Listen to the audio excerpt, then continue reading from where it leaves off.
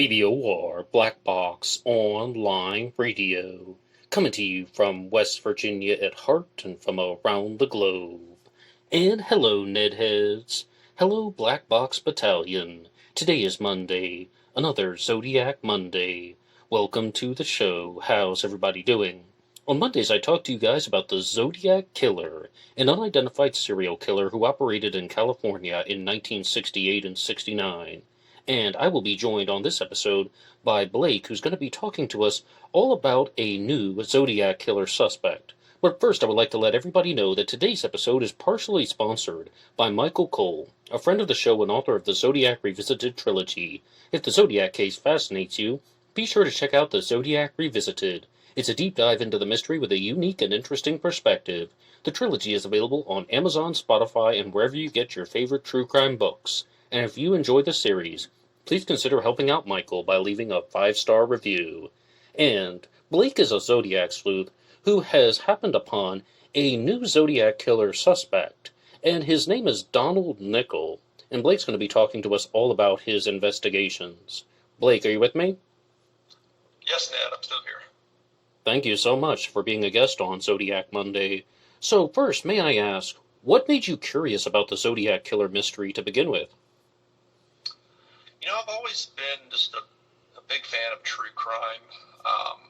Of course, the solved cases as well as the unsolved cases. I think more so the unsolved, always kind of, the mystery of, who done it. This is kind of what really pulled me in. I heard about the Zodiac case probably 10, 15 years ago. I watched the Fincher film, all the other, main documentaries like the Arthur Lee Allen documentary. And, I kind of just casually followed the case for the first, I would say, 5 or 6 years, only really focused on Arthur Lee Allen. And then kind of from there during like COVID, I joined Tom's forum on Tap and Talk and kind of got into more of that discussion. I was more of a lurker than anything, but all of a sudden I'm seeing all these new suspects like more Suspect Mac and different people, kind of popping up on the forums and learning more about the case. And, it kind of really gripped me from there to want to, dive more into the specifics of the case. Now in this episode, we're going to be talking about a new Zodiac Killer suspect. But may I ask, how certain are you that this new suspect was the Zodiac? Well, I can never say 100%. I think, to kind of open this up, is I will say he's a very interesting suspect. The more I find on him, the more, closer to that 100% number I get to. But, I can never fully say, this guy's 100% the Zodiac. I just think there's enough, kind of tying him to the case that he's worth a second look, I think, from, all the people out there. So can you take us back to the very beginning? What made you suspect that this individual, Donald Nicol, may have been the Zodiac Killer?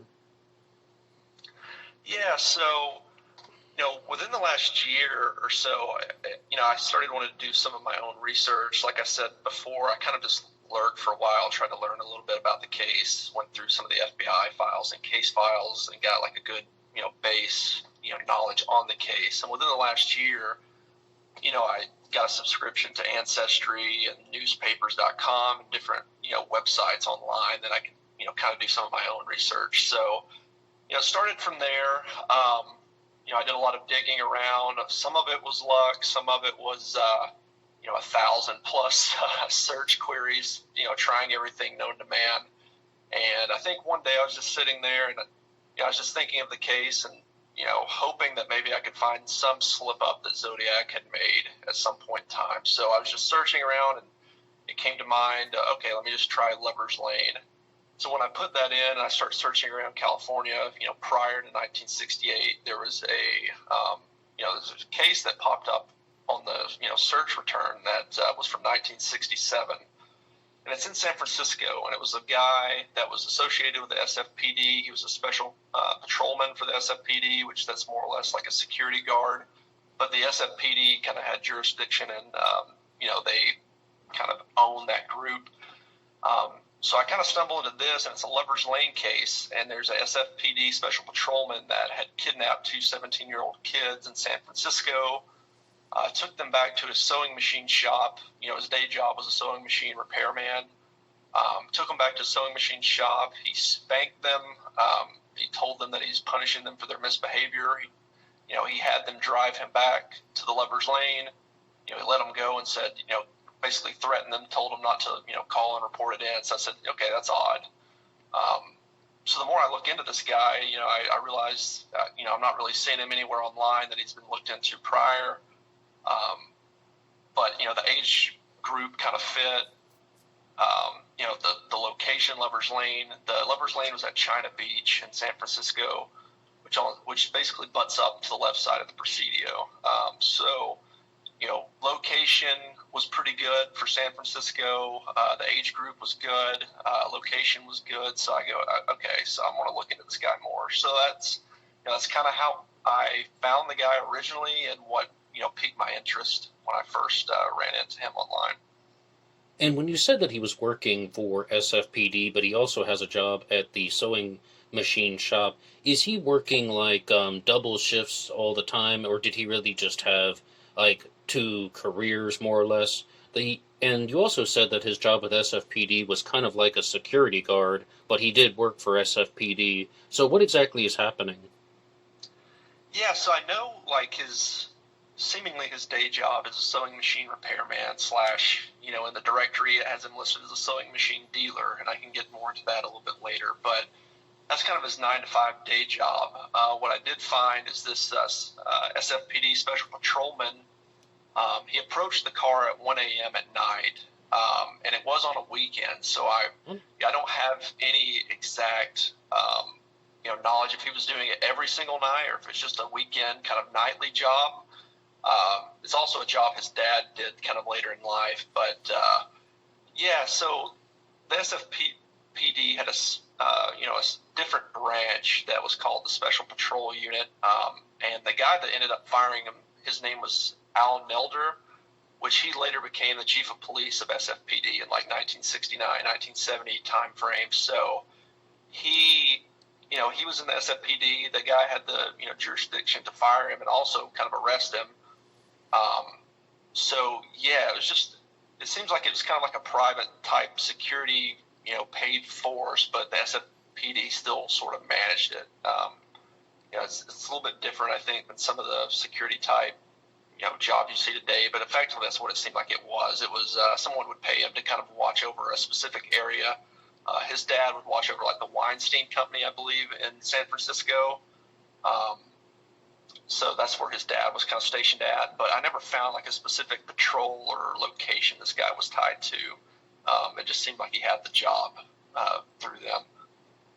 And you've also talked a little bit about how he was involved with this very bizarre type of incident. I mean, I think even you might say that it's bizarre too, where he took two people from a Lover's Lane to a location and he told them to spank each other.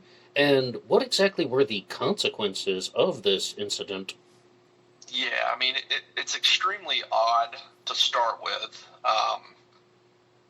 And one thing to note, I guess, in the article as well, the kids never say that he's spanking them himself or pleasuring him, anything like that. He's just kind of making them spank each other, and he tells them that it's punishment for their misbehavior. So that's a little bit of a tie-in later to Zodiac with Escalation to murder. But really all that I found on the guy is that he got arrested. Basically, I don't know if he took a plea deal or what, but he served a 6-month suspended jail sentence. So when I looked that up, it seems almost just like a 6 months probation. So he would have been done by January of 1968 with that. So that was really the only repercussions that he received. And, of course, he got fired from his SFPD job.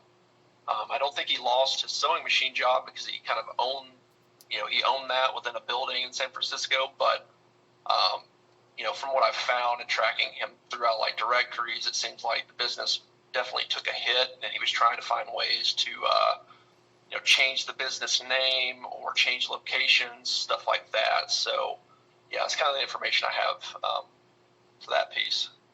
So it sounds like this was a very life-altering scandal for him when he was more or less busted for some type of misconduct. Would you say so? Oh, yeah, for sure. And it ties in with the Zodiac case. one, he's targeting the same age group and same locations as Zodiac. I do think that was Zodiac's preference for the first three canonical crimes. Zodiac directly, kind of targets the SFPD in his writings, basically like, hey, I'm smarter than you. So there's another tie. And then third is the newspaper basically puts him on blast, which, rightfully so, calls him, the spanking cop. Cop gets spanked for his crimes. They call him his mother's shy son, because in the arrest picture, his mother's walking with him arm in arm, which is odd because he's mid-30s. He's 35 years old. His mother's right there with him arm in arm, and he's kind of covering his face, and they're labeling him as the mother's shy son. So there's a weird connection with the mother as well. So, all those things, like his reputation's basically ruined. They put the sewing machine shop's address in the paper, so that's out there. So I think effectively it's kind of changed his entire life as of mid 1967. I was just about to ask, do you have the exact date on when this spanking incident occurred? Yes, the event occurred April 23rd of 1967. That was the date that, I think it was on a Sunday night. He pulls up to the car, tells them, hey, you're under arrest, and then it all kind of goes from there. The kids are basically just like, what did we do? We didn't do anything. We're just sitting here in the Lover's Lane. And he's like, well, you're under arrest unless you comply with what I'm saying. And he gets into their car. They don't get into his car. He gets into the backseat of their car, makes them drive him to a location. A little bit of a parallel there maybe with Paul Stein, which, we'll get into that. But yeah, that's kind of how it plays out. April 23rd, 1967. And I think by July, sentenced a suspended jail term. I completely follow everything you're saying, and I also understand that this type of misconduct is a very serious crime, and he was reprimanded for it. But how do we get from this incident in 1967 to committing the Lake Herman Road murders a year and a half later? Right. So, as I've highlighted before, we've got a few good checks that same type of victims, same people he's kind of targeting, letters and whatnot. I think this is really ultimately the turning point that kind of kicks him off into his path as Zodiac. And there's some other things we'll highlight later about dates and different alignments there. But I think effectively, he realizes after this has happened that, the reason I lost everything in my life, everything's turned south, is because I let the kids go. They went and told on me. I let them go. From here on, I'm going to continue to punish these kids. It comes off as a weird, sort of like punishment for your misbehavior. I don't know if he views himself as like a Puritan or, what sort of mindset he has. But I think it sort of escalates from there into Lake Herman Road, where he realizes, well, I can't, within a year, I can't turn around and do another Lover's Lane crime in San Francisco. I have to kind of branch out. I'm still going to, go after the targets that I want to go after, but now I have to kill them, and I need to do it in a different town over and see kind of what plays out. I think that's, he does the first crime in Lake Herman Road. There's a large gap where he's kind of waiting to, sitting around and seeing if he's going to get caught. If anybody ties it to him, it doesn't happen, and then it kind of ramps from there. So that's kind of my mindset as why he, maybe went outside of San Francisco, is to maybe not immediately draw attention to, Lover's Lane crime. If he, turns around and does one right in San Francisco immediately after this one, then maybe they can tie it back to him a little bit easier. That's kind of my thoughts on that. So is this a fair type of summation that you believe that this guy had a very, very embarrassing scandal happen, and he's humiliated? He's also had his life more or less uprooted, like turned upside down. So what he wanted to do was restore his broken image, his broken self-image, by committing these types of crimes and adding an additional element where he created the Zodiac persona. Oh, I'm big, bad, tough, and terrifying, and I'm also going to be targeting lovers' lanes. They're not going to stop me. I know what I was doing was not bad. Therefore, I'm going to do something even more intense to prove that I could get away with it. Is that kind of what you're going at? Okay, yes.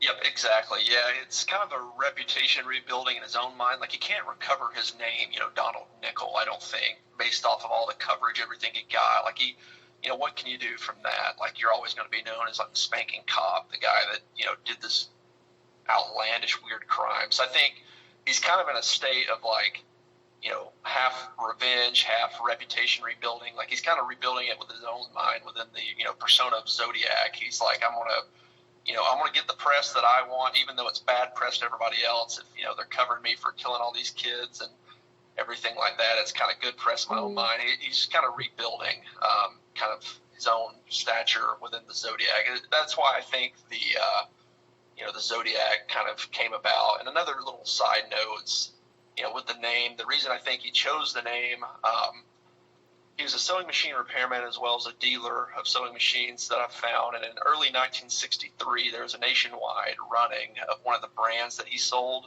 which was a white brand. And it was ran as the Zodiac model. And that was in 1963. And I think that's the name that he chose. I think it was a subtle enough name. It was not on the sewing machine itself, but it was ran nationwide as the Zodiac model. I kind of think that may have been where he pulled the name from. Okay, so we've talked about the Lake Herman Road murders, and we've talked about the name Zodiac, but do you think that there was any explanation that you found for the time frame? We have the December 20th, 1968 Lake Herman Road murders. Then, the Zodiac is silent for about 7 months. He doesn't say anything, he doesn't do anything. Then there's the Blue Rock Spring shooting. How does that fit into your theory, this 7-month time gap? Yeah, I mean, really, it's, if I'm viewing it kind of from his perspective of what I think he would be doing, is that maybe he was aware that they might tie it to him. So for one, he went outside of San Francisco, but he was still afraid that they would tie it to him. So he kind of sat around and waited. He probably realized what, sort of exhilaration it gave him, the rush of killing the kids. So he kind of sat on it for a bit, realized they didn't tie it to him, and then, he really ramped. I think it's just kind of a view of, like, his confidence building. He's like, okay, they can't tie it to me, so he attacks again at Blue Rock Springs, comes back, they don't tie it to him, he writes letters, still not tied, then he continues to ramp up, confidence growing, attacks at Berryessa, and then ultimately he comes back to San Francisco, which is another reason I think he may have not chose a couple in San Francisco, is because he still thought it could be tied to him. So he's still trying to, separate that out with Paul Stein. I think that maybe he chose, someone else, as a way of, one, he's not killing a couple in his hometown that they could, remember his crime from 1967. And yeah, I mean, that's kind of my mind. It's a sign of his confidence growing. He's realizing they can't, they're not tying the crimes outside of his city to him, so he continues to jump and attack there. Go ahead. No, I'm so sorry. I thought you were finished. Excuse me for that. I was just going to say. Saying, excuse me. Go ahead. All right, I'm done. I'm done. This is all for you, Blake. Yeah, I'll run it from that. I got to work forward a little bit to kind of work back. In 1972 and 73, kind of once the letters stop, he opens a sewing machine shop in Vallejo. I'm not sure if he ever fully moved to Vallejo, but I know he opened a sewing machine shop in Vallejo. So to me, it shows that he was familiar with that area. It may be a little confusing as to why I thought that, he picked Vallejo, but, for him to buy a sewing machine shop there after the letters kind of stop, it kind of tells me, one, that he was familiar with the area, whether it was, hey, maybe it was a cheaper area to get a sewing machine or what have you. He kind of always lived in the Bay Area, so I think he was familiar with Vallejo. And then, working forward to see in 1972, he's buying a sewing machine shop out there. It kind of, ties it together. It's like, okay, he was kind of, he knew the area enough to get another sewing machine shop kind of started out there. So yeah, sorry about that. That's kind of how I wanted to tie that together. That is perfectly okay, and you're the guest, so we really want to hear about what you think, but is it even worth asking, did he make the Lake Berryessa costume because of his access to sewing machines, and it was just something that he either knew how to do or was very easy for him to produce? Yeah, I think so, and that's just for the suspect. Yeah, it's like, you could make the case for anybody. I think a lot of people knew how to sew back then.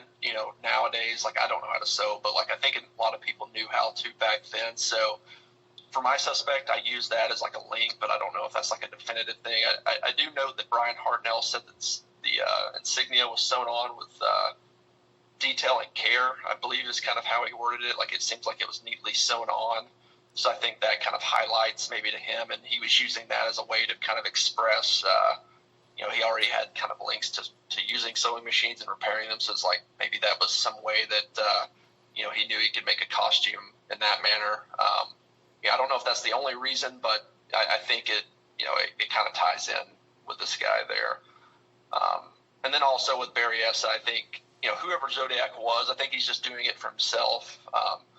One is a precaution if anyone did spot him, from, the water in a boat or just on the bank, wherever. But I don't think he intended for the kids to survive, so we may have never really known about the costume unless, if Brian Hartnell didn't survive, we may have never known. So I think ultimately he's doing it all for himself, because a lot of these killers, they kind of relive the crimes they commit. They can kind of recollect and retell them, to an exact point. So I think for him, he was kind of viewing himself, maybe that was his alter ego. He needed a costume, kind of like Clark Kent, Superman, and, whatever you may have. It's kind of, maybe he wanted a costume to tie with a persona in his own mind.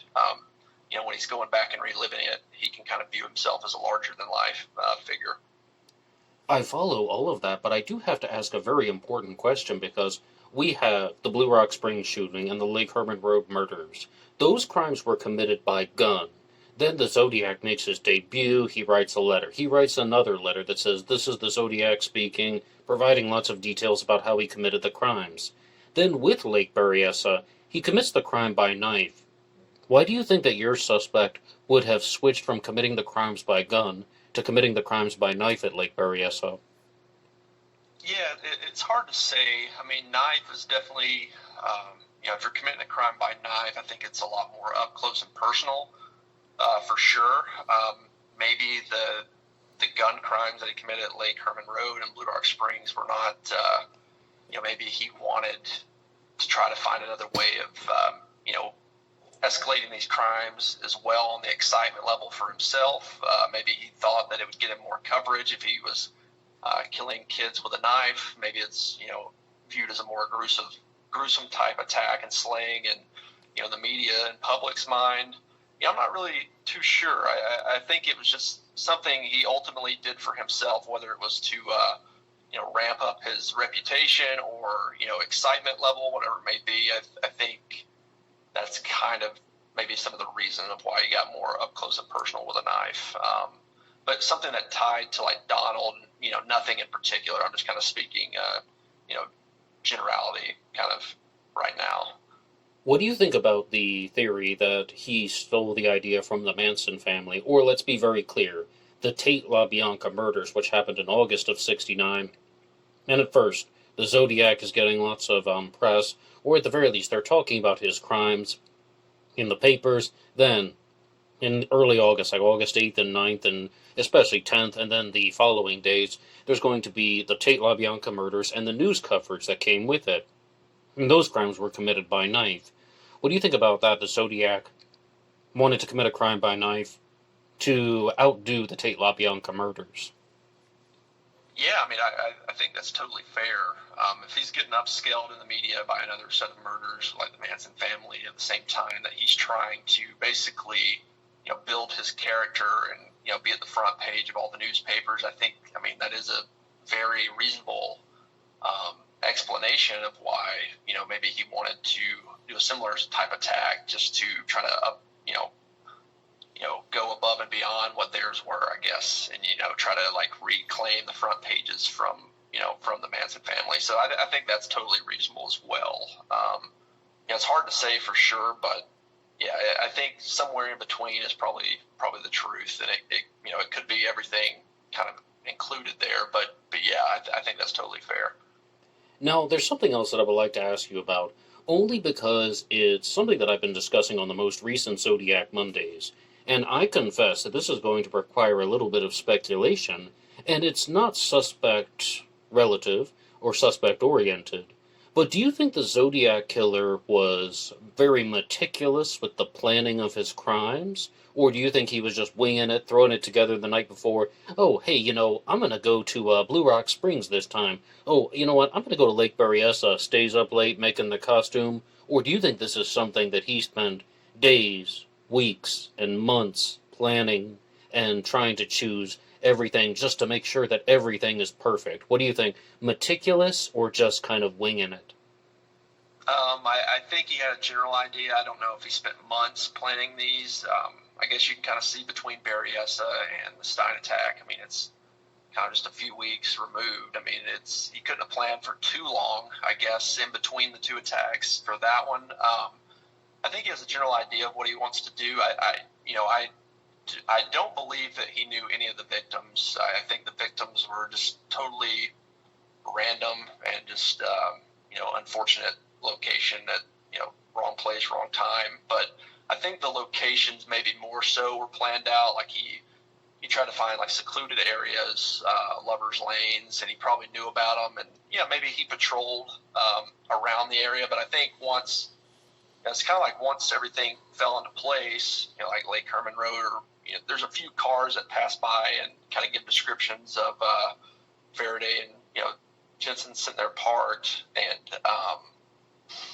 he kind of just finds his moment to attack and kind of springs in and blitzes and does it, and then he kind of leaves. It's kind of no regard. Once once the plan comes into place, it's kind of no regard. He goes forward. But I would say that I think maybe he did plan at some level location and kind of where he wanted to attack. Like he picked out good locations in his mind and maybe patrolled for a day or two and just kind of got a good lay of the land and then went forward with it.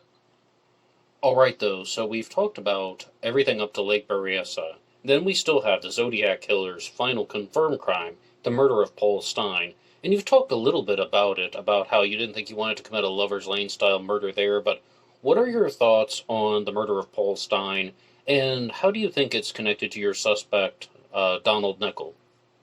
Yeah, so there's a few things.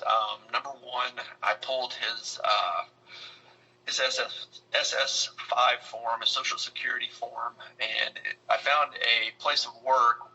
When he filled it out when he was 13, I found a place of work that was very interesting. It came back to 257 Geary Street, which is like within a block of Mason and Geary. It's like right there, a few hundred feet at the very most from the pickup point. The theorized pickup point for Paul Stein. So he has a tie to almost the exact location on the map of where Paul Stein picked up Zodiac. It's similar to kind of what he did with the kids. He kind of gets in the back seat, which it's easier to do with a taxi driver, and kind of directs them to a location he wants them to go. So, he directs them over towards the Presidio, does the attack, dips into the Presidio. If you draw a straight line, basically left from the Presidio Heights attack location, directly left on the opposite side of the Presidio is China Beach, where he did the kidnapping of the kids. So it's like basically it's kind of separated between a little, the southern point of the Presidio between, the Presidio Heights attack spot and the China Beach spot where he kidnapped the kids.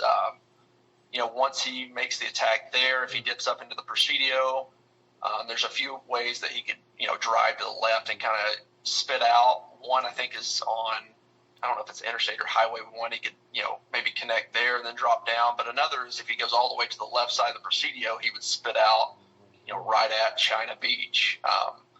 And that's within like 2 miles of the Presidio Heights attack is that China Beach spot. I think it's like 2.3 or so, 2.4 miles away. So it's pretty close. He'd always lived in that area of San Francisco. So that was, to me, I think his comfort zone over there. But, yeah, I kind of feel like maybe another reason. One is you could say he's trying to prove he could kill a man because 2 men had survived previously, Brian Hartnell and Mike Mageau. But, I think maybe another reason is that he did not want to commit another Lover's Lane type of attack in San Francisco because, he thought that there may be a possibility that people would kind of recall his crime in 1967 and tie it to him. So I think that's maybe another reason why he did not pick a couple in San Francisco. And Blake, I'm not going to lie to you.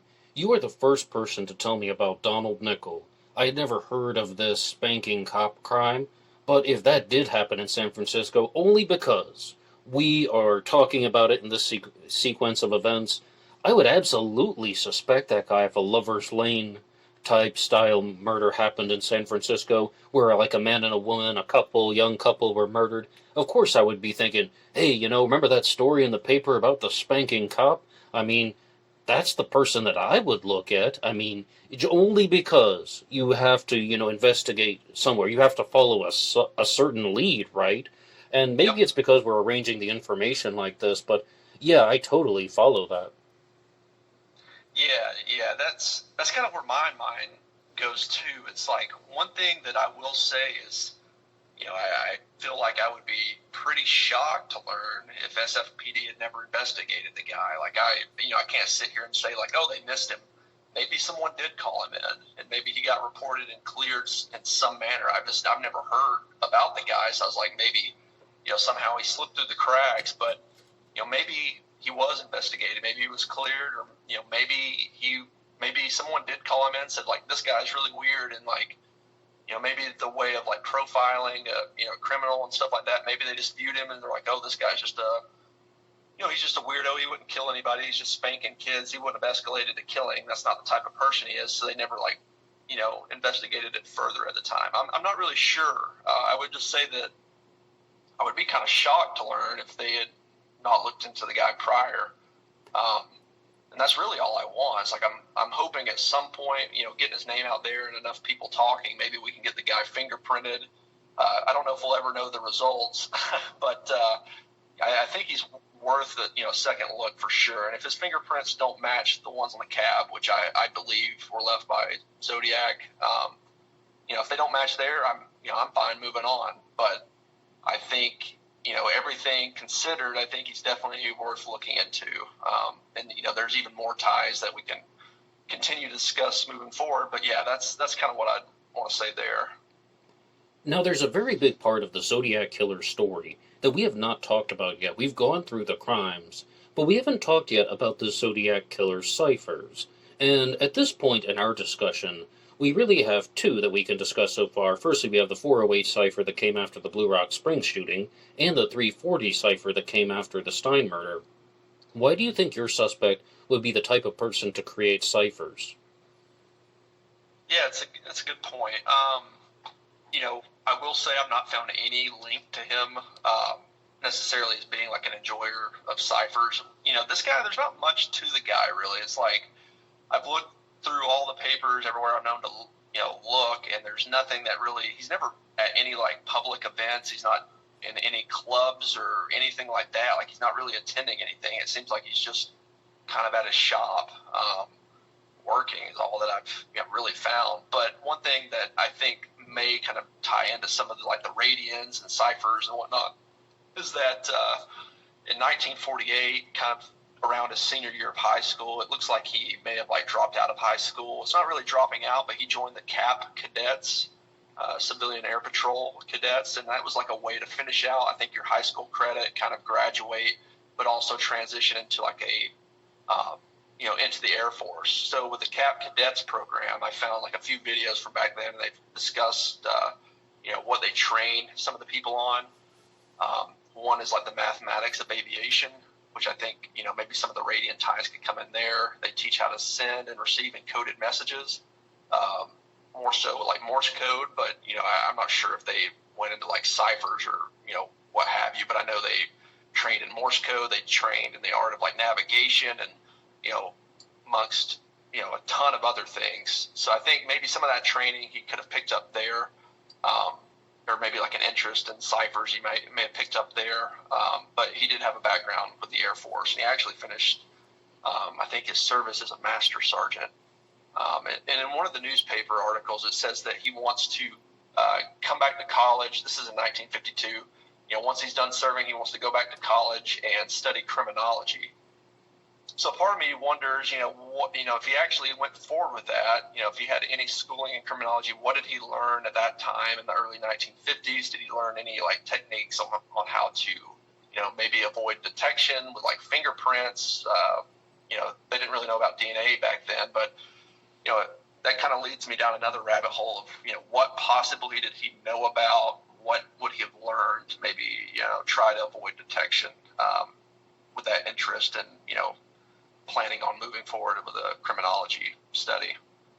And I have to give a shout out to Paul Brookbanks, who actually has a request that I need to ask more guests about a possible connection to drafting, technical drawing, maybe using light tables for the creation of the ciphers. Now, we don't necessarily know 100% how the Zodiac Killer created the ciphers, but they are done very neatly. And do you have anything that you've encountered with your suspect, anything you found about your suspect that would indicate that he had some type of background in technical drawing or using light tables or drafting? I have not. I actually have another suspect that I had found, and we're not really talking about him today, but, his background fits more so in that. He was a drafter in San Francisco, but lived in Vallejo, but it was somebody, another suspect that I kind of did a really big deep dive into. So I was kind of along the same kind of mindset for that guy, different search queries, different thoughts, basically whatever I'm thinking at the time is kind of the direction I go. And if I find a suspect, then good. So, I've kind of been with the same thoughts, and I think that is very valid that, Zodiac may have used something similar that a drafter would have used. But, for this guy, not really. I wonder if he had any sort of like overhead type lights or anything like that he could have set up within his sewing machine shop. Because I think that's probably where he would have done his letter writing, if this is the guy, because he had the whole building, I think, to himself. He kind of worked in there. If he had some sort of lights that he used to work on the machines, maybe he could have manufactured something similar to that. But from like a drafting background, there's nothing that I've found necessarily on this guy that would say that he was like a drafter of any sorts.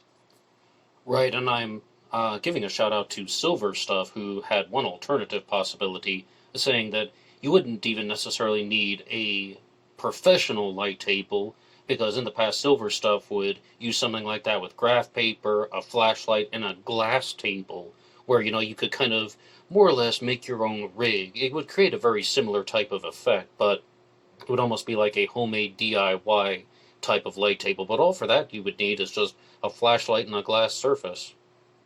Yep. Yeah, no, like it seems like I don't take too much. It's hard to really say exactly what he used. It could have been something self-made. It could have been the light table. It's hard to say, but it seems like he spent some sort of, care and detail, at least on the ciphers. It was something that he was trying to keep straight and aligned, versus, the sloppy kind of handwriting that kind of runs down the page, and some of the letters that are, it kind of is like a hybrid between cursive and print. It's kind of, more sloppy presentation versus, how he presented some of his ciphers. I am so glad that you brought that up, because now we've gone through the ciphers, and we've talked about the crimes, but when do you think the final Zodiac letter was written? My personal belief is probably, take your pick, but I would say one of the letters in 1974. Personally for me, when I'm looking at them all, I think the Exorcist letter, just from the untrained eye, I believe that one is a legitimate Zodiac correspondence. The other three from 74, I tend to believe that they're all legit as well, but, I could see it either way for those. But the Exorcist letter, I'm fairly confident that's a legitimate correspondence. So if I had to say anything, I would say 1974 was the last, Zodiac correspondence. If I had to, take a pick, it would be the Exorcist letter. I was just about to ask, because you talked about how there's some type of handwriting that almost looks like cursive and drags the letters around. Were you thinking about the Count Marco letter? Yeah, Count Marco, I feel like the writing's a little bit different on that one, and then some of his earlier letters, it's just kind of sloppy. Like, you have kind of the D that has the little loop on the back. You have some that's like kind of like a hybrid print, like cursive style. It's just kind of like free-flowing and fast kind of writing that you would do in a letter versus like, printed style. And I have one bit of handwriting from this guy, which is from his Social Security form when he filled out when he was 13. The time of the tax, he would have been like 37, 38, so time had passed, and maybe his handwriting changed slightly in some manner. I think his handwriting is actually pretty good for, like the envelope style writing, like the more printed style, or like the cipher, like the more printed style, but, nothing in that, looks similar really to, the letters, kind of that free-flowing cursive type writing. There's nothing in that form to indicate that, it's like a match, but I think his handwriting is pretty close, at least, to the printed style that Zodiac used. So, yeah, I don't have enough there to say, like, oh, it's a 100% match, but I think it's good enough to continue looking at the guy. And I think that this is going to tie into somewhat of a different subject, but still very much related, because we've talked about the possible letters, and you said that the final one's maybe 1974. But when do you think the final Zodiac crime occurred? I'm still of the mind that, Paul Stein was the last one. I think, until proven otherwise, I tend to just focus on the canonicals. I've looked into all the non-canonicals as well, or at least most of them. There are some very good reasons as to why to think those could have been done by the Zodiac as well, but I try to stick to more of the canonical crimes. A few things for this guy that ties into the non-canonicals and also to that 74 letter I just want to kind of touch on.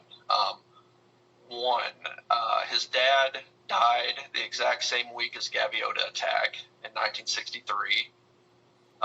Number two, his son was married the exact same week that Donna Lass disappeared in Lake Tahoe, and his son was being married around the Reno and Carson City area, so right next door, and it's the same week in 1970. So two pretty, it's kind of loose ties, but I think the Donna Lass one's more important because you're kind of getting to a location there the same week. It's like, okay, maybe there's something there that's worth looking into. But a tie back to the Exorcist letter in 1974, there was a traumatic experience in this guy's life, and it was on the 25th anniversary of that 1974 letter of the Exorcist. He was in a plane crash, and it's described as he crashed into a grove of willows, which you kind of get where I'm going with this, but he was a passenger in a plane as a cap cadet. He crashed into a grove of willows. He survived. He suffered like a laceration to his leg. The pilot actually was the son of the inventor of the slot machine, which is like, kind of just a weird little trivial fact there. But he crashed into a grove of willows and survived. And on the 25th anniversary, I think that the Exorcist letter is, for one, it's kind of like a sign off as like, the end of the Zodiac character, but also the way I read it, it's, you see Tit Willow, you see like Suicide's Grave. It looks like it's spelled as like Suicide's Grove. There's some things there. It's like similar phrasing and whatnot. It makes me think, is there like a second meaning? Is he kind of like highlighting and describing like, rising from the plane crash? Like, oh, it couldn't kill me. It gave him like a feeling of invincibility. Whatever it may be. That's kind of my tie to that, which I think was kind of interesting. Another date alignment, like 25th anniversary there. I think that's kind of worth noting as well. Now, I do have to ask you about that because it is something that we've discussed on this channel before. Like, I've had C.G. Karras on the program. He is the author of the Zodiac Murderers and Histories, Ciphers and Crimes. And in his book, he's talked about how he perhaps entertains the possibility that the word grave was intentionally altered to look like the word grove. That, it's not just a sloppy handwriting. He didn't it intentionally. I even said something very similar about 4 or 5 years ago on BBOR when I did my first Exorcist letter episode. I thought that it was the word grove. You'll hear me reading that. The quote from the Exorcist letter, "He plunged himself into the billowy wave and an echo arose from the suicide's grove. Titwillow, Titwillow, Titwillow." Do you think that he intentionally altered that? Or do you think that it was something that was just kind of like in the back of his mind? Because it looks like it could be an A or an O, if I'm very honest. Right, yeah.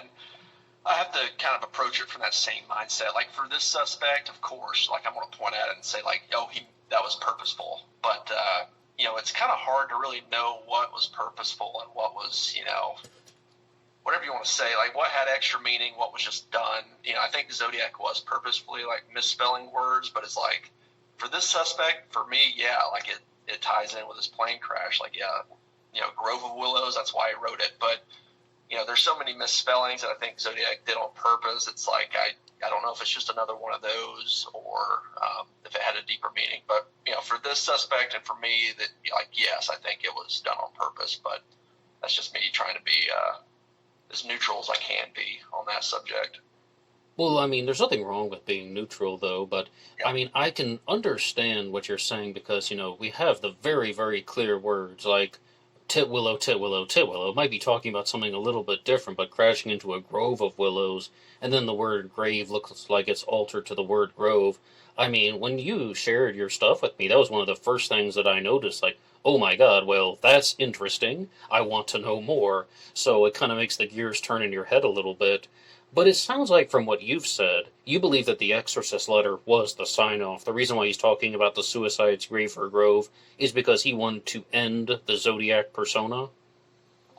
Yeah, I think so. I mean, that's kind of how I take it. I think that's kind of it's kind of weird, he ties in like the Exorcist movie review just randomly at the top. You're like, why is he putting that in this letter? It just seems like just kind of like a random little tidbit at the top. But yeah, I think ultimately it seems like that's kind of him signing off as the Zodiac. But I also have it's kind of like a second meaning for this suspect. But I think he doesn't even like refer to himself as Zodiac in the letter. But I think that was kind of he was using that to kind of just eventually just be like, hey, this is kind of I'm signing it off, like the death of the character. Like I'm good with what I achieved. I'm happy with the results that I got, I can live with myself kind of sort of deal. It's just like, I've got the notoriety from the character. Like I'm content. So I think he was just kind of signing it off with that letter, but that's kind of my own representation, kind of what I think. But yeah, that's kind of how I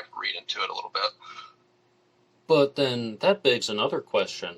If we have the Exorcist letter as the sign-off, why did the Zodiac wait 2.5 years to send it? Because we have the Halton Zodiac activity for 1972 and 73, when the Zodiac is either not sending letters or we haven't found one that has been authenticated. What do you think? Yeah, it's. I mean, you can see it kind of him gradually winding down. I mean, 69 and 70 is definitely the bulk of the letters, but even like 71, I mean, you have the LA Times letter, and you have the Donna Lass, like Peek Through the Pines. I think those are the two from 1971, and then 74. You have 4 possible letters there. It just seems like he's winding down. I mean, 71 doesn't have a ton of activity.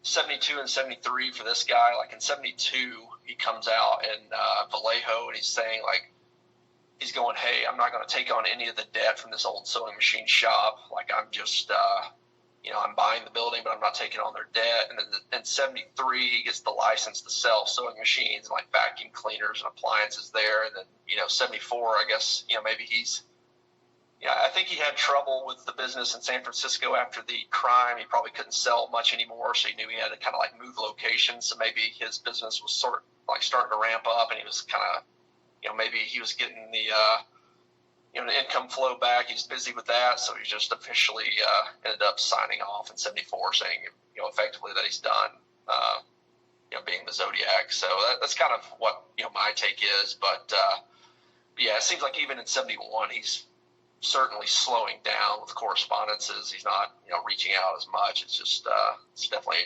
slowing down a bit. But you did mention something about the case of Donna Lass, and she went missing in 1970. And during that time, his son was getting married in Carson City, right? Did you say Carson City? Yeah, so I know the ceremony was, so there's 2 dates. There's one, so like the actual marriage was on September 2nd, which is the same week that she disappeared. I think her disappearance was September 6th. And I believe that was Reno, if I'm recalling, like the Reno area. And then like the actual like certification of the marriage, like, all that was like September 18th. And I think that was Carson City. So it's like the same kind of area that butts up right next to Lake Tahoe. So yeah, the week of her disappearance, if you're routing yourself from like San Francisco out to like the Reno and that area, you'd pass right by, the casino there that she's working at. And it's like the same exact week that she disappeared within like, a few days. I guess 4 days was the difference. So just to like tie him possibly to the area the same week, you have to kind of, look at that case again and say, like, maybe there's something to that. If if you view this guy as Zodiac, then certainly I want to say, like, oh yeah, he was out there, he may have done that crime. And I've tried to look at Kathleen Johns as well to see if there's any tie there. He was stationed at in Merced, California, at Castle Air Force Base back when he was serving. So I was like looking to see if there's any like reunions or anything happening in that area, because if there were, he would have pathed right next to where she was picked up. It would basically if you look at Google Maps, it takes you right next to the location that she was picked up from. So I was like, maybe there is something there too, but I never found anything, which I'm on the fence as well for that one, as happening for one, and then two, being a Zodiac crime. So yeah, it's another little tidbit there, but I didn't find anything that tied him to that location at that time. And real fast, Blake, do you have like a notification or something going on from a computer? There's been like... Yes. Yeah, sorry. It's my, I've got my laptop on the computer. I think that's the last one that'll come through, though. It's just from... Okay, great. But the real thing that I was talking about was when you said that there was this wedding that took place in Carson City, and that is because it sounds like he had adult children, and we have gone through the crimes, and we've talked about, his occupations. How old was Donald Nicol at the time of the Zodiac crimes, I mean? Yeah, he would have been 37 to 38. He was born in 1931, so 37 to 38. His son was his stepson, but what's weird, I mean, he got married pretty early. I think it was like his stepson probably would have been like 17 or 18 at the time of the marriage, so he was like pretty young. He had a daughter as well that was his, by blood was his daughter, and she would have been, I think, 12 at the time of the crimes. I think her birthday was like in 57. Two little side dates is, the two first crimes are around holidays, December 20th and July 4th. Berryessa is 3 days prior to his wife's birthday, and then the Stein attack is 2 days prior to his daughter's birthday, and then the Stein letter is the same day as her birthday. So it's like his wife and his daughter's birthdays are like within 2 to 3 days of the other two attacks. So it's like, I don't know if that even means anything, but it's another little like coincidence that I tie in with this guy. It can go into the world of synchronicity. Yes. So, it sounds like he has a wife, and he has two children, although one of them is only his stepson. But what happened to the family after his scandal where he became the spanking cop? Yeah. So prior, I'm going to jump back really quick, but he had 3 cases at least of getting married or like planning to get married and divorced prior. So like 1952, he was actually in England, which I tie to, some people have thrown out that maybe some of the phrasing that Zodiac used was had some sort of relation to like, English type spellings, stuff like that. He had a tie to England in 1952 when he was serving in the Air Force. And I found this like a week or two ago that he was, there's an announcement for marriage out there. Later in 1952, he's announced to marry a different woman back in California. Those two women both died in their very early 30s. I don't know if he had any sort of, tie to that. It's only speculation, but they both died. One died at 32, one died at 33. One was 1963, one's 1966. So it was several years after he was like planning on marrying them and already divorced them. And then there was another woman that he was married and then divorced kind of immediately in like 1954. And that woman had a bunch of issues, kind of like, she would kind of stage her own like disappearances, or she'd run away and come back. And she was, if you look her name up, she has like, I lost count at like 15 or 20 different marriages and divorces. So she's like constantly marrying people and divorcing, but that was like another case. And then he married, his final wife sometime like late 1950s. And yeah, he's kind of with her the rest of the way.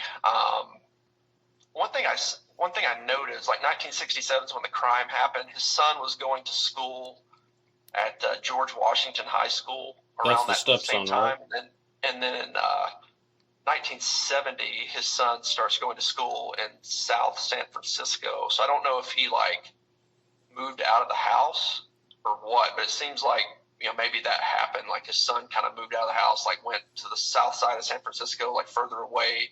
I noted that, his dad, like his stepson's actual father, his house was closer to that school. So I don't know if he like left the house, moved in with his actual, father or not. But it seems like, some movements kind of around that time period took place. But other than that, I didn't know anything else. I'm not sure about his daughter, if she was like moved out of the house or anything happened there. But yeah, there's not much on his daughter really, like within the papers, or his wife. Like neither one of them have like anything. It's kind of hard to find information on them. But I found a few things. One thing, if he did turn out to be Zodiac, his daughter became a bus driver, which was that's kind of interesting tie there. But for the bus bomb. With that. But yeah, this was way after like the Zodiac crimes, and like, his family would have known nothing about any of this stuff anyway. But it's just like, I found it was interesting that she became a bus driver if he did turn out to be the Zodiac. But that was like later in life. But yeah, that's one of the things I learned. But there's not much else out there. So I think this is a very good time for us to do a type of recap where we just put everything together. And let's see if I'm on the same page with you in regards to your Zodiac Killer suspect, Donald Nicol. In 1967, he is involved with a very bizarre type of scandal where he was spanking two teenagers and also having the two teenagers spank them. He had two jobs. He was working at the sewing machine shop as well as a type of security force with SFPD, and he abused the two teenagers from the Lover's Lane Road. He then gets almost, I guess you would just say, fired, sacked, disciplined for his actions, and it creates an enormous scandal where he's turned into the spanking cop. So then he plans on recreating his broken self-image by becoming something even more intense, at first just by committing the murders, because as you said, he will not let the kids get away this time. The reason why he got busted and his life was almost ruined was because he let the kids live. So at Lake Herman Road, he kills the kids. At Blue Rock Springs, he tries to, but of course, Mike Mageau survives. Then he's just putting together different things from his own type of personality, as well as things from his sewing machine business. The name Zodiac, sewing the Lake Berryessa costume, and also committing a crime in San Francisco, but not a type of Lover's Lane crime, because he doesn't want that traced back to him. And it just really sounds like it's all about his own mental image, his own self-serving motivations. He's trying to feel better about himself mostly. And am I like on your frequency? Yeah, I think that's a good recap. All that kind of tied with the geographical ties to San Francisco, with the Paul Stein pickup point, how his crime was near the Presidio. All that kind of tied together makes me think he's a very good suspect for the crime. So yeah, you're on the right train of thought, kind of with how I've followed the guy. And one more thing too, I know we haven't gotten into this. I found some kind of like loose articles of what possible car I think he owned. One was a article from 1970 of a Volkswagen Beetle that was for sale using a number that was associated with an ad that he ran. And then another one was 1968, just prior to the Lake Herman Road attack. It was like September, October of 1968. He was posted selling 14-inch Ford mags and buckets. And it's kind of hard to really tell, but I think one good estimate would be a Ford Mustang or like a Ford Falcon of some sort. I know that's been described a few times as like a pretty decent idea of a car that Zodiac may have owned. So I was like, okay, maybe he had the same type of vehicle as well. I don't know what color it would have been, but I don't know if it was Owen's testimony or what, but he said, like, was it that he noticed like the car at Lake Herman Road didn't have any chrome on it? So it's like, it was like didn't have a lot of chrome. So I think the mags was not like a chrome type wheel. So there's a few things there. It's like but yeah, I think he had a car, some sort of Ford, whether it's Ford Mustang, Falcon, what have you. I think he has a similar car that could have left the tire tracks at Berryessa, could have been the car at Blue Rock Springs, as described by Mageau, so on and so forth. So that's kind of my one little other side point there. There's something that I would really like to ask you about, and it's because it appears that you do not believe that the Zodiac Killer committed this crime, because you said you're mostly canonical. But what do you think about the 1966 murder of Sherry Jo Bates? Are there indicators that the Zodiac did not do this, or are you just not convinced that the Zodiac did this? What exactly do you think about that crime? It's so tough. I'm always on the fence with that one. Speaking from just the attack itself, nothing of the attack speaks to me anything of Zodiac at all. Really, it's it's out of college. It's like near the library. It's it's a single victim, which he singled Paul Stein, but I had my reasons for that. But it's Sherry Jo Bates. She stabbed. Sorry if I'm getting the numbers wrong, but I think how many times she stabbed, like 40 something times or some like high amount, and then her throat is like slit. It's like none of that stuff. It seems more of like a crime of passion than anything. It seems like someone that knew Sherry Jo Bates. I'm not saying that Zodiac didn't know her, but to me, it just speaks of like an entirely different type of crime. Even though it's still like a stabbing that he did at Berryessa, it's not, to me, it just, the way that it's like reads out, it seems like a crime of passion more so than anything. But then you have the letters, and that's where I get kind of tangled up a bit. It's like the letter writers. It's like if those were actually hoaxes, then that's one thing. But if it was sent by the killer, the mysterious Z at the bottom, it's hard to overlook that. And then similar phrasings in the typewritten letter that Zodiac used later on. It's like, was he trying to portray that was him? Did he, read about that letter in a crime magazine and was just trying to like loosely tie it back to himself? It's hard to say, but when he's acting as the Zodiac and they kind of link Riverside to him, they link Kathleen Johns to him, stuff like that. He just kind of loosely goes, "Oh yeah, that was me." He never provides any details as the Zodiac character. He doesn't go like, "Oh yeah, that's me, and here's how I will prove it." He just kind of loosely goes, "Yeah, that's me." He didn't have to prove the Paul Stein attack. Like, he could have killed Paul Stein. No one would have linked it to the Zodiac. It's a totally different type of crime. He didn't have to claim that one, but he did anyway. It seems like he was very, he really wanted to claim the crimes that he was committing and provide proof. So to me, once they tied Sherry Jo Bates to him, and he kind of just loosely says, "Oh, that's like, Riverside activity,"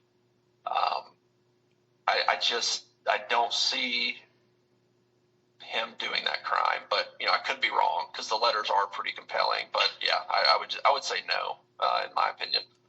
Well, it's my understanding that even though there's this widely held belief that Sherry Jo Bates was stabbed over 40 times, that appears to be some type of an urban myth or a misconception. It was actually much fewer than that.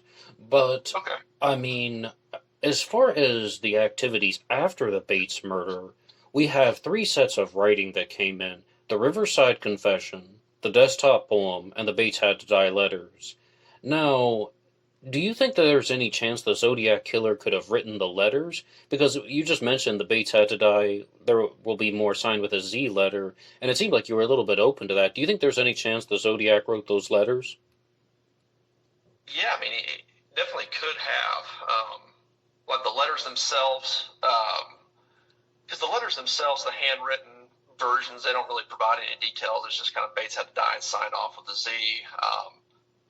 If there was some reason for him wanting to like claim those prior to like, him actually kicking off the Zodiac character, if he's still kind of escalating and he just wants to, get an exhilarating rush for claiming the letters, maybe he did write them.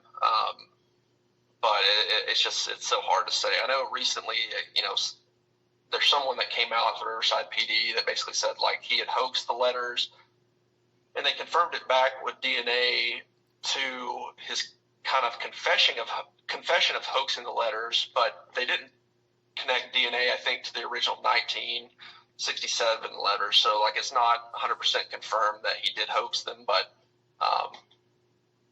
I tend to believe the guy's probably telling the truth. But, yeah, I think it's definitely possible. I just think, I think Zodiac's separate of those in my mind. But I did find something interesting that I sent to you kind of prior to the show here that I think is really worth diving into more. There was a 1961 correspondence down in Riverside County in India, which is like a little bit to the east of like the Riverside area. It's in the county, but a little bit to the east of the city. It's around Palm Springs. There was a CHP patrol, or there's a California Highway Patrol guy that received a postcard in the mail, and it said, basically like, oh, you really like giving tickets out to people that can't afford them, so therefore I invoke, the curse of 7 crows on you and your family or whatever. And it was signed off by Z, and it's in a very close location, and it was prior, it's like 1961. So it's like, did that guy ultimately become Zodiac? Is he the letter writer, or like what happened there? It's like that was very odd. I found that last night when I was digging through newspapers. I think at some point that's worth kind of deep diving and going more into. But yeah, I tend to believe that Zodiac was not involved in Riverside. That thing about signing the letter with the Z that you just mentioned, you said it's the 1961 letter about giving the tickets to people who can't afford it. It gives you some kind of cause for curiosity, and you always want to know more about that. Or I should say, I always want to know more about those things. Is there some type of connection? But I think you've been very clear about the Riverside communications. And the only last thing I would ask is, on this particular subject, is did Donald Nicol have any real connections to Riverside? Did he ever live in Southern California? What do you think about that? Not that I've found. I think one exciting thing about the guy is, for one, I've kind of done all the research myself, kind of just in-house, and I've known about it for multiple months. I've just kind of been holding a little bit back. I was hoping to get the SFPD to kind of take it off on their own. I called them, left his name, all that stuff. I just didn't hear back after a few weeks.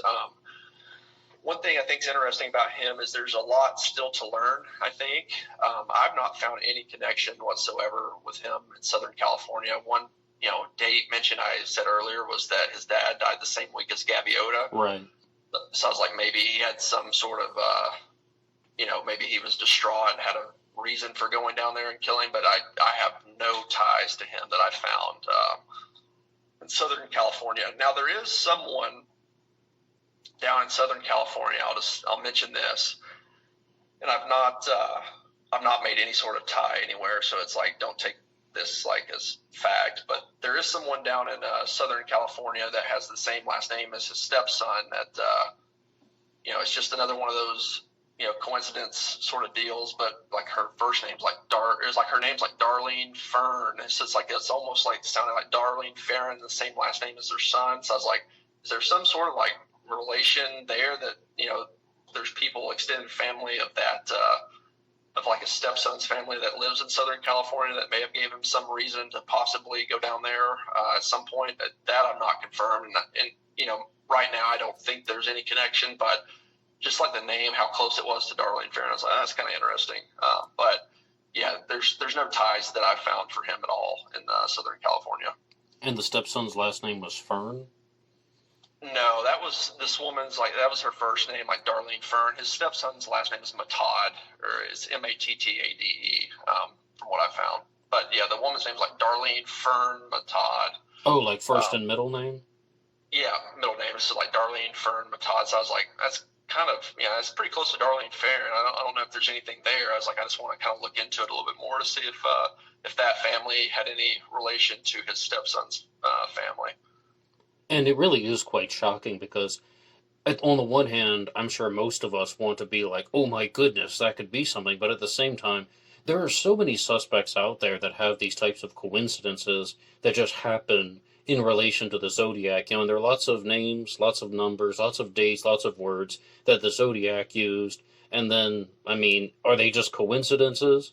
But, at the same time, we do want to explore more to see what we find.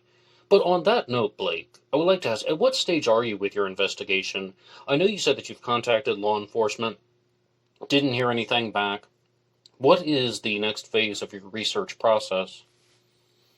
Yeah, so I've contacted the SFPD and tried to get in with the cold case unit just to kind of bring what I have forward. I think, just given the nature of his original crime and the people he targeted, I think that's, to me, and like with other stuff, I think maybe there's enough to at least warrant trying to get a fingerprint comparison. And I tried to present that, but I didn't get a call back.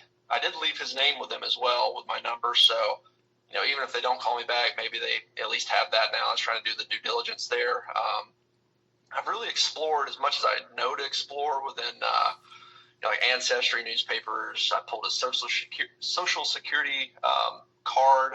I think now, if anything, I could try to pull like death certificate, maybe marriage records, divorce records, if there's any handwriting there, stuff like that. If that's available, I could look into trying to do that sort of thing. I think just the important part is trying to get his name out there, and hopefully he's interesting to the viewers that they want to, no matter whether you're a critic or someone that I'm getting some echo right now.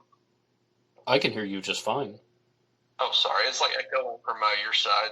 No, I think it's good now. I was saying, no matter whether the viewers think he's interesting or, they're a critic of him, whatever it may be, just kind of getting the conversation going. And if it gets to a point where he gets fingerprinted, then, I'd be happy. I just want to, clear him and move on if he's not the guy. And if he is the guy, then, great. But, I think that's kind of where I'm at right now on my research. I'm willing to take any help I can get if anybody's interested. I don't mind putting them out on like a forum online or whatever, and just kind of, collecting all the records, everything on the guy, and just kind of having a group collaboration as we're trying to put him to the sniff test. But yeah, it's sort of where I'm at now with it. I'm kind of just seeing what else I can unearth as I'm doing other research on the case. Okay then, as we wind down, I want to give you a choice because you're the guest. Do you want the slow ball, softball question, or do you want the challenge question? Yeah, let's make it interesting. Let's do the challenge question. One of my major concerns about Donald Nicol as a Zodiac suspect is he was involved in this sexually related scandal, and even though not everyone might think of it as a sexual scandal, the spanking cop, he abducted two teenagers, kidnapped them, told them to spank each other.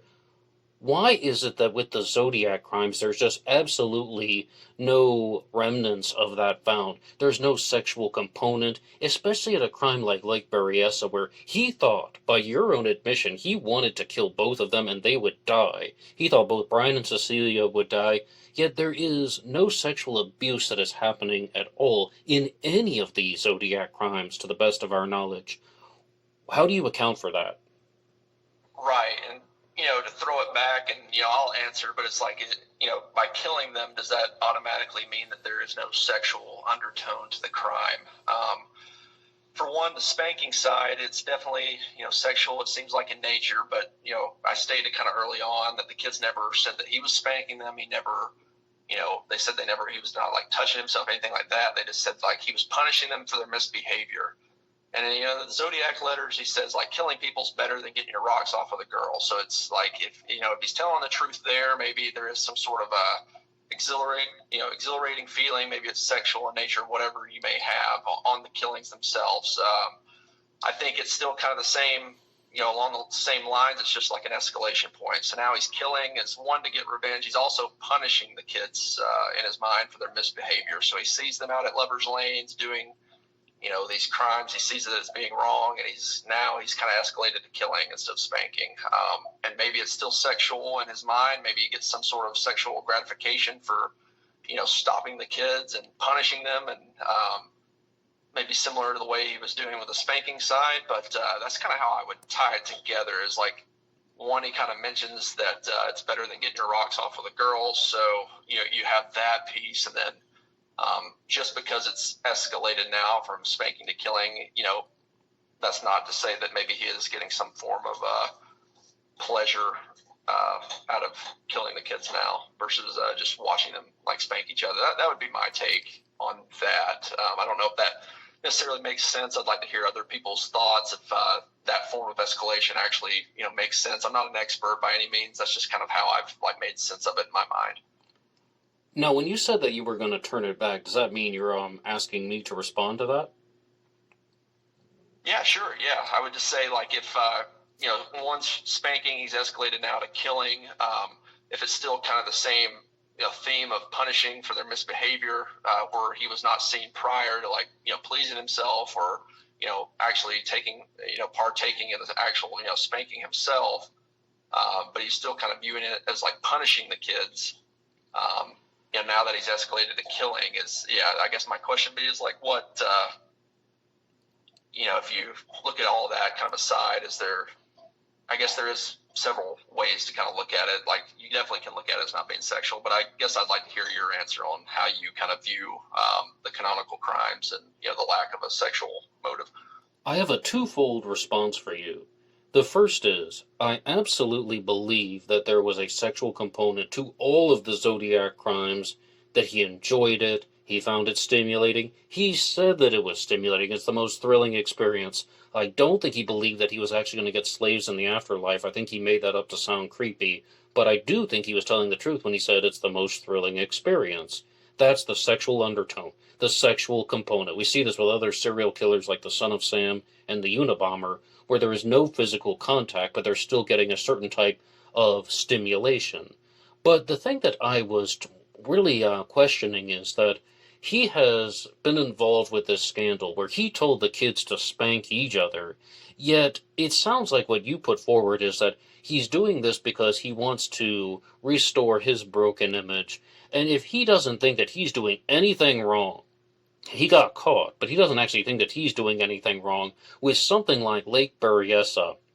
He's not going to say something to Cecilia or something like, spank him once. And I only say that because Cecilia tied up Brian, so it would be physically impossible for him in any practical sense to spank Cecilia after she tied him.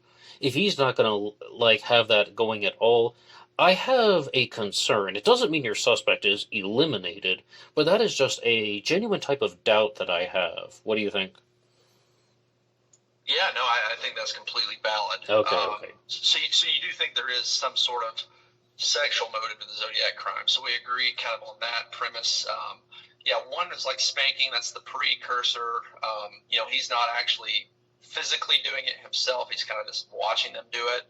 But then, like you said with Berryessa, why does he not make them do it there? Maybe that would help him kind of relive that moment before he kills them or whatever you may say. I just think at that point he's already escalated to killing. He's got it, his mind made up. With Lake Herman Road and Blue Rock Springs, after he killed, the kids there, Majot survived, but after he killed the kids there, maybe he realized that that was actually more exciting than the spanking side, so he didn't need that anymore. The killing was better than the spanking. There's no added element for having them spank each other. He'd already escalated to killing. That was more exciting, so he didn't need to do it at Berryessa. He knew that he would get more excitement from the killing side. That would be my rebuttal there. Oh, yes, and I totally understand that. And it could also, one thing that I was just thinking about as we were just talking right now, is that maybe, even though he didn't think that he was doing anything wrong, he felt so much shame for the scandal that he just wanted to put it behind himself. I'm not doing that again. It's like, if you've made a mistake, you're just closing that chapter of your life and you don't want to do it ever again. So yep, you wanted to avoid. Yeah, the punishment for the misbehavior side, it's like he doesn't see himself as doing wrong. He's like, oh, I'm punishing the kids. He originally threatened to arrest them, but then he now he's punishing them for their misbehaviors. Maybe in his mind, it's like, oh, I did the right thing. That was, I'm justified. And then he probably felt slighted that he got, arrested and fired. He had to try to go and explain himself to the SFPD as to why he did it. And they fired him anyway. They arrested him. He had to serve out probation. So he feels slighted by, one, the kids, two, the cops, three, the media for how they portrayed it. Embarrassed him, ruined his image. I think all that kind of tying together is sort of in line with, some of the Zodiac correspondences, the targets he picked, who he kind of threatened in the letter, saying he was smarter than the cops and kind of taunting the cops, and then portraying to the media. Another loose thing too is like the Examiner was the one that was giving him all the bad press, like in the papers, and then he writes to the Chronicle. So it's like, is he trying to not let the Examiner have the first bid at the Zodiac letters? I know he writes to them originally within the three correspondence on July 31st, and then he provides proof to the Examiner, additional proof in the August letter of 1969, but then after that he solely writes to the Chronicle. So another little side element I thought maybe is that he's trying to keep Examiner from getting kind of the main press on the case. They have to kind of take from anything that he's providing to the Chronicle, but that's just kind of like a little side note there. All right, and real quickly, the slow ball softball question for you was, what is one Zodiac Killer book that you have really enjoyed or recommend? I'll be honest, I've not read a Zodiac Killer book. Oh my goodness, wow. I was a casual for the case for so long. I watched all the documentaries. I've really kind of, I went back through like the FBI files myself, and I went back through a lot of like the main case files that I've kind of pieced together, online and that sort of thing to try to build my base. But outside of that, I've really kind of just lived on the forums and different places looking at other people's opinions. I've not read a Zodiac book, as shocking as that may sound. It's just that's the way that I've approached the case. I'd say for anybody that may be starting out, just before you form your own opinions, just try to take in all the facts of the case. So maybe like just the facts.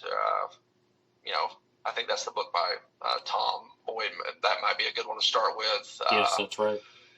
Yeah, so I would say really take in all the facts of the case, try to get a really good factual base level on the case, and then kind of form your own opinions, and then you can circle back and see what other people think. But just kind of have your own take on the case is really, that would be my takeaway there. Just don't let other people influence you. Just get, learn the facts. Those are factual, and then your own opinions just form yourself, and try not to let others influence you too much on that.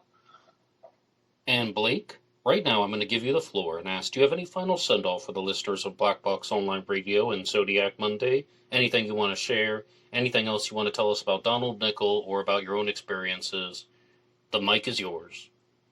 Yeah, Ned, thank you so much. It's been a huge honor to be on the show. I've been a follower of your show for quite some time. I've always enjoyed it. I never thought I'd be here, sitting here talking to you. So it's been a great honor. I would just say to all the viewers out there, I hope they found Donald Nicol to be interesting as a new suspect.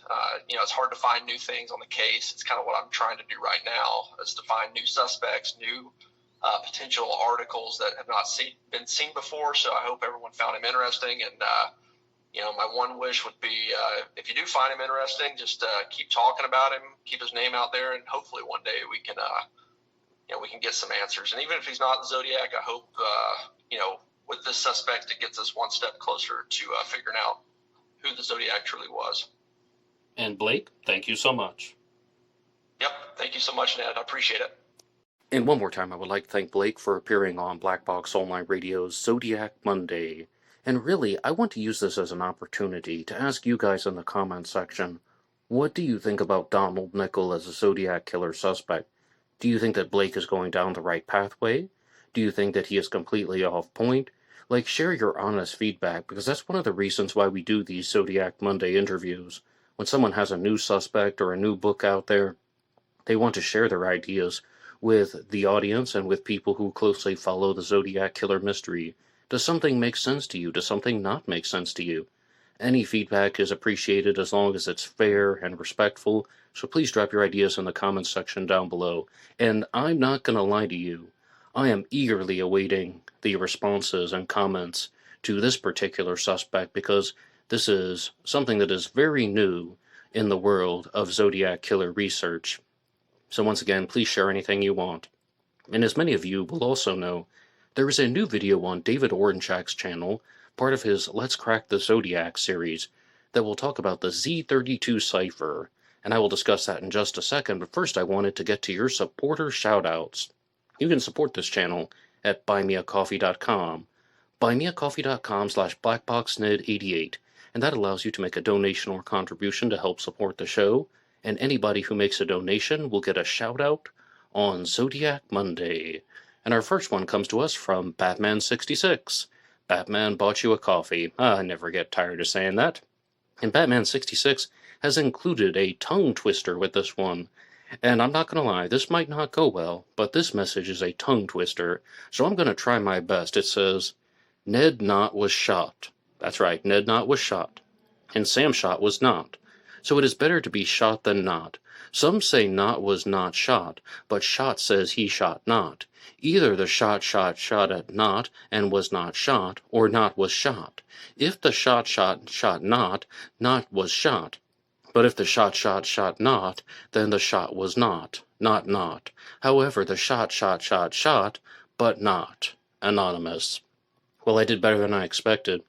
The first time I read that thing over, I didn't even get 1/3 of the way down before I started stammering, if I can be very frank. But Batman66, thank you so much for your regular and consistent support. And we also have one coming to us from River Prawn Pottery, another regular and consistent supporter. River Prawn Pottery, thank you as well for, everything that you've done for Black Box Online Radio. And it wouldn't be complete without CZ Guy. CZ Guy is another regular and consistent supporter. You three have been absolutely amazing, and your support of Black Box Online Radio and Zodiac Monday is greatly appreciated.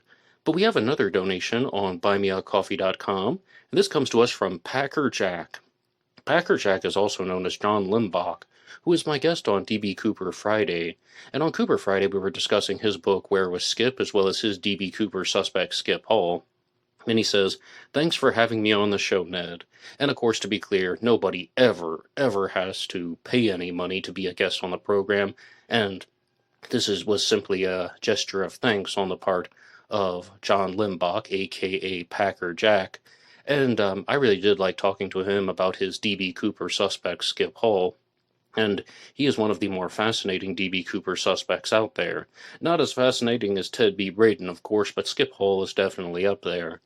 And I've also started something for Black Box Online Radio, and it's called the Comment of the Week.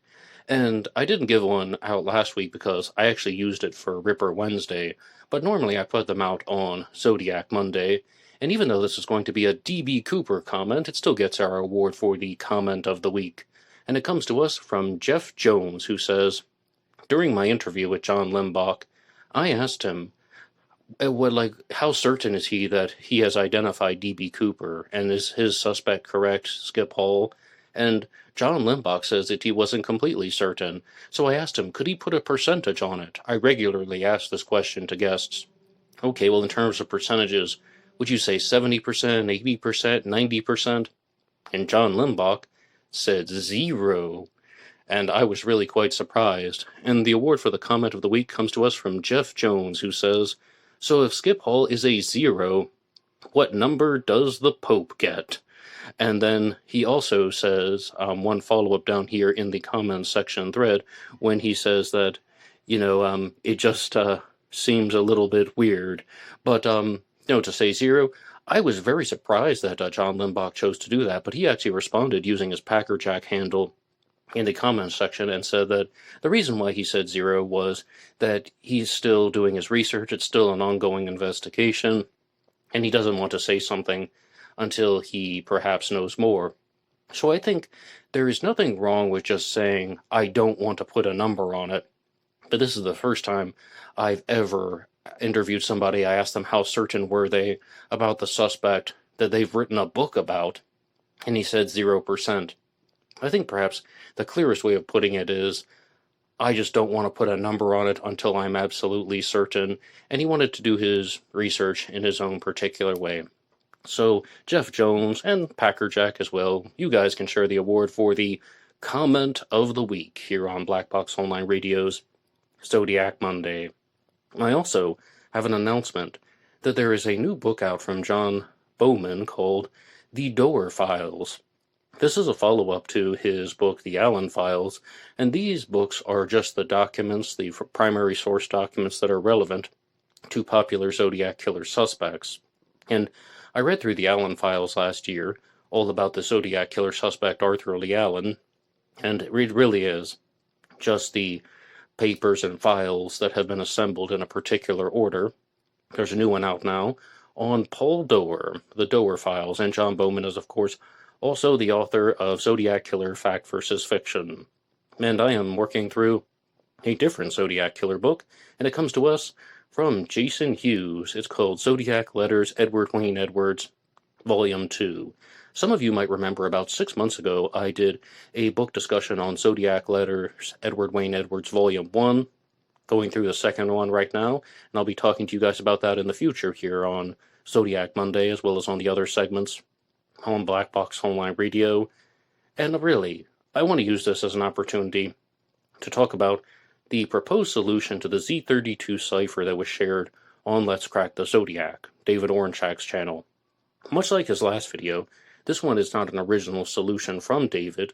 It is from a colleague of his named Dr. Ryan Garlick. And the solution to the Z32 is something that I'm going to try and explain for you. Last time when I shared his Z13 solution, again from Dr. Garlick, I just played the video clip. Like, I took the video from Let's Crack the Zodiac and shared it on Zodiac Monday, but I think perhaps I can explain this one very quickly. And that is, to solve the Zodiac Killer Z32 cipher, the final cipher, then firstly you have to look at the symbols that repeat. CO and the hollow triangle, also called delta. And he first took out the C. Dr. Garlick took out the C, and then he arranged them in a line, and then he used the same key that was used to solve the Z408 cipher, the Zodiac Killer's first confirmed cipher. And, he took the English language equivalents, the English letter equivalents from the 408 cipher, and he put it all in a row. Some of them did not have connections to the 408 cipher, so he took some from the Z340 and one from the Z13, and ultimately he was left with a block of text and letters. But then he realized that you could rearrange the spelling of certain words to create English language words. Like if you unscramble the letters, then you get English language words. He used the term anagramming as well. Unscrambling, anagramming, I think would both be appropriate for this context. And that will give you the solution. Life in wadding goa es on, bx let it die. And when I first saw this, I was like, huh? What? Excuse me? I was really not seeing it. I mean, I can see certain things that look like English words that are not English words, but there's still certain things that are missing. Life in wadding goa es on bx let it die. And very clearly this is meant to be life in waiting goes on, by let it die. And firstly, the Zodiac Killer, misspelled words, right? The Zodiac Killer was someone who had misspellings for who knows what reason, but the Zodiac Killer definitely used misspellings in his words. I have to give him that in terms of using the words waiting and goes. But as far as the response to this cipher, I do have a genuine problem with it, and it's not the misspellings. It took me a second to process them, like literally a second, like, huh, what? Oh, I see what he's doing. That word is waiting, this word is goes.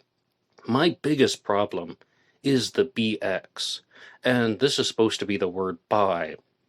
And Dr. Garlick says that this is supposed to be a self-modification, where you're supposed to see the letters BX, and you're supposed to just know that that's the word by.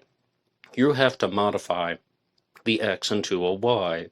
And I do not like this because this is something that Dr. Garlick also used when he was trying to solve the Z13 cipher. And in his Z13 cipher solution, it's Dr. Rita Torpedo, which is meant to be an insult to Dr. D.C.B. Marsh, who issued the cipher challenge in the first place, as well as a sexual metaphor, and Arthur Lee Allen also owned torpedo explosives, Dr. Ida Torpedo. But torpedo didn't fit in there. It's actually Dr. Rita Totpedo. And then you once again have to self-modify. You have to take that intentional mistake and correct it yourself. The same thing exists here in a solution to the Z32 cipher. Goes on BX, let it die. You have to correct it yourself, and that's not an ordinary misspelling, because look at the first two, wadding and goaes. Those are phonetic structures of English words. Like, those are a phonetic way of writing these two English words, and very clearly it's life and waiting goes on. But with BX, you have to alter the letter, and it's not phonetic. I mean, BX and BY aren't pronounced the same way. So this is something where I think that it doesn't completely work out. And Dr. Garlick also pointed out that if you create your own type of key, you can make numerous solutions to the Z32 cipher, and I think that that's exactly what he did. He gave numerous ones in the video. This was just the first one, so I accept that this is something that he is thinking more strongly of, and I'm not convinced that this is actually what the Zodiac Killer created and put into the cipher. I think that I can comprehend what he did. I think it's exactly how, as I laid out. He took away the letter C. He took the 408 cipher key, then he filled in the mistakes from other cipher keys, or he filled in the remaining symbols from other cipher keys, the Z13 and the Z340, and rearranged the letters. All right, fair enough. But the solution doesn't come out very clearly. David Ornchak was also keen to note that this type of anagramming is not something that the Zodiac Killer was inclined to do.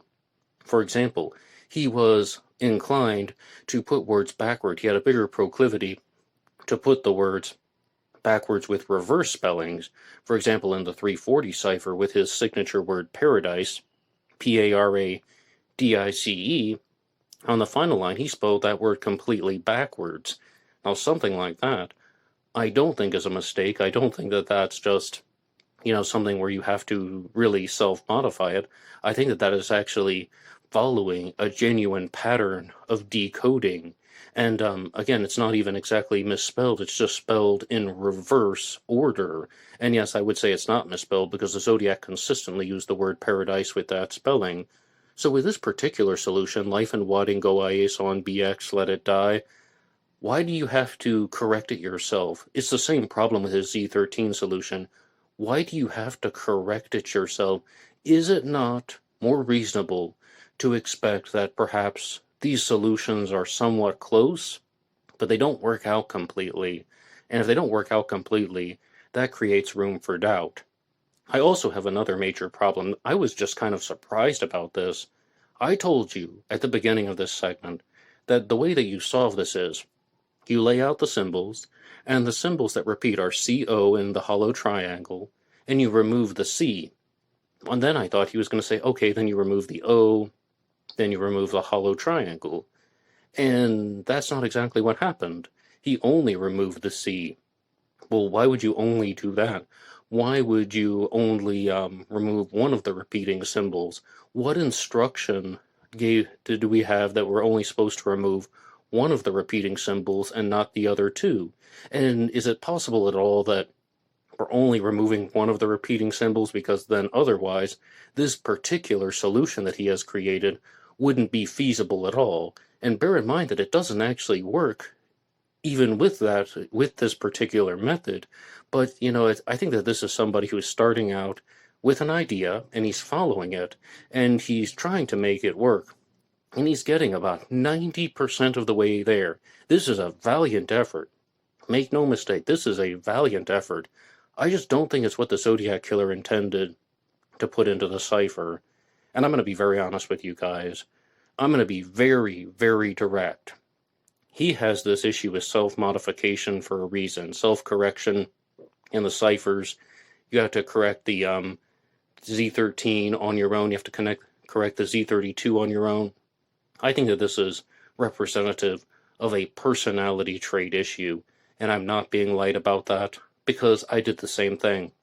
When I tried to solve the Z340 back in 2020, which was about 3 weeks before David and the guys did, I looked at the letter shapes. I thought that the shapes of the letters and the symbols in the Z340 had a particular meaning to the killer. About 2 years later, I tried to solve the Z32 using almost the exact same method. The only difference was I thought the shapes of the letters in the Z32 had specific meaning to English words, whereas in the Z340 I thought they were more hieroglyphic, for lack of a better term. But when I tried to solve the Z32, I was like, okay, this clearly looks like the word California, and this looks like the word North. California North by Office of Division of Vehicles, Petaluma West Division. Alright, so I'm using something that is very similar. I used a very similar method to solve two ciphers. He's using a very similar method to solve two ciphers. And it's almost as if we're incorporating our own elements from our personalities, thought processes, and our personal approaches to try and solve these ciphers. And that is absolutely not going to get us the direct answers. You might be able to make a cipher solution that will work, but how do we know that it's what the Zodiac intended? And furthermore, the roadblock that Dr. Garlic encountered, and I also encountered, is when you're using this method, just kind of thinking about, well, what makes sense to you? Let's see if we can try it out. It doesn't work out perfectly. My solutions didn't work out perfectly. His solution does not work out perfectly. So ultimately, that's where I'll leave it now, but I really just wanted to say thank you so much for listening to this episode, and I really, really wanted to give my feedback on this video because I appreciate the bold effort. I appreciate the insight, but I also think that it's just not exactly what the Zodiac Killer created for all the reasons that I just listed. Share anything you want about Dr. Garlic's proposed solution to the Z32 Cipher. Share anything you want about Donald Nicol as Zodiac Killer suspect. Is there a new Zodiac Killer book that you are thinking about? I just told you about a couple that are on my horizon, and that will be all for me now. Anybody can write the show at blackboxonlineradio@aol.com. You can also get me on Facebook. My personal Facebook is Ned DeHaan, and there's also a Black Box Online Radio Facebook page. The images from this program are archived at True Crime Designs on Facebook. That's a Facebook page. And of course, there is Black Box Ned 88 on Instagram. And I use these pages to release shorts and reels, mostly Monday through Friday, talking about serial killers, true crime news, and anything under the sun or in the darkness. And that will be all for me now. And goodbye.